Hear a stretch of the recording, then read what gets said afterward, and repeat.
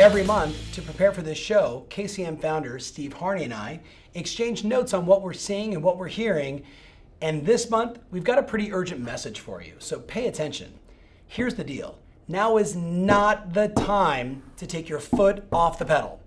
Steve said it, and I agree that the single most important thing we need to be working on right now is getting more listings, whether it's to list them now or to get them ready in January.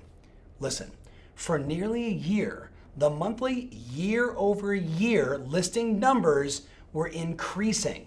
But that's not the case when you look back at the last 3 months of available statistics. And here's the most troubling part.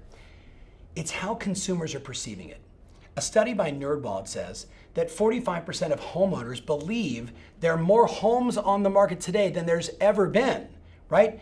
And when you look at the people that are considering making a move, the news actually gets worse. Listen to this. 58% of those people that are planning to sell in the next 18 months believe there's more homes available now than last year. Now, you and I both know it's your job to educate and inform your database, your customers, your prospects, that this is not the reality in this market, and this is not actually in their best interest.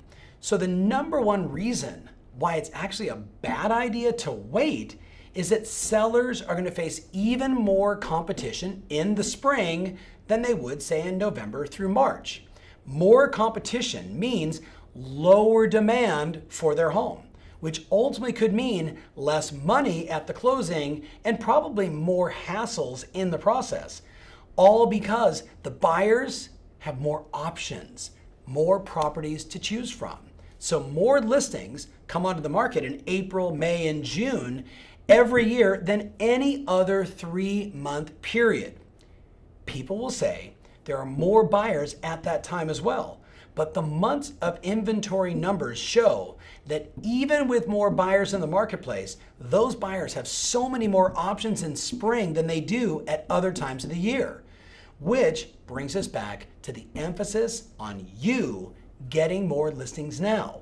Don't just allow yourself to coast through these perceived slower months while you allow sellers to actually put themselves in less favorable selling positions.